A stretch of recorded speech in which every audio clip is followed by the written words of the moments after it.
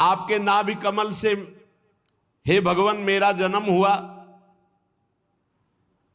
मैं त्रिलोकी की रचना करना चाहता हूं और आप भी जग चुके हैं, अभी तक आप शयन कर रहे थे। अतः प्रभु मेरी बुद्धि में ऐसी सामर्थ्य दीजिए। ब्रह्मा जी कह रहे कि जैसा मैंने पूर्व काल में रचा था जगत वैसा रच सकूं। प्रभु इस प्रलयकालीन जल में आपको शयन करते हुए काफी समय हो गया, आपकी ही अनंत शक्ति से नाभि कमल से मेरा प्रादुर्भाव हुआ है। मैं आपकी ही विज्ञान शक्ति हूं। करुणा में आप मुस्कुराइए और बोलिए, मेरा शोक दूर कीजिए। मैं असमर्थ हूं सृष्टि रचने में, आपसे ही सामर्थ्य प्राप्त कर पाऊंगा। जब मैत्रेय जी ने विदुर जी से कहा ऐसी प्रार्थना ब्रह्मा जी ने की, तो भगवान ने कहा, हे वेद गर्भ, जो मेरी आराधना करता वो विषाद के योग्य नहीं रह जाता। तुम्हें विषाद नहीं करना चाहिए क्योंकि तुमने मेरी आराधना की।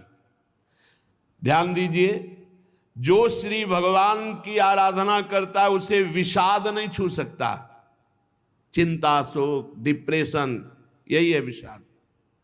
भगवद विमुख को यही प्रसाद मिलता है।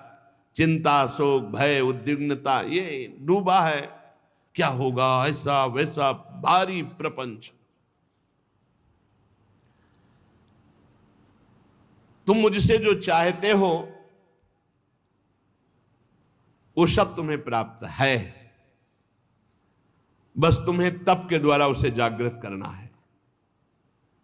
तुम समाहित चित्त जो ही होगे तो आगे से आगे तुम्हारा संकल्प बनता जाएगा और सृष्टि वैसे रचती जाएगी। निमित्त तुम बनो, होगा मेरे इस द्वारा।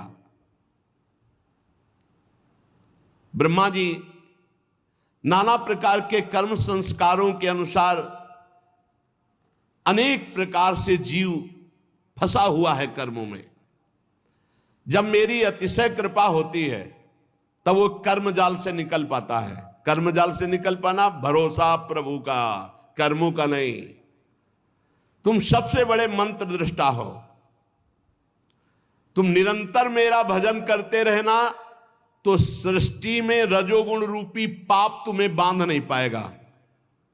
इस जगत में रहते हुए, जगत के कार्य करते हुए भी जगत तुम्हें फांस नहीं पाएगा यदि नाम जप करते रहे।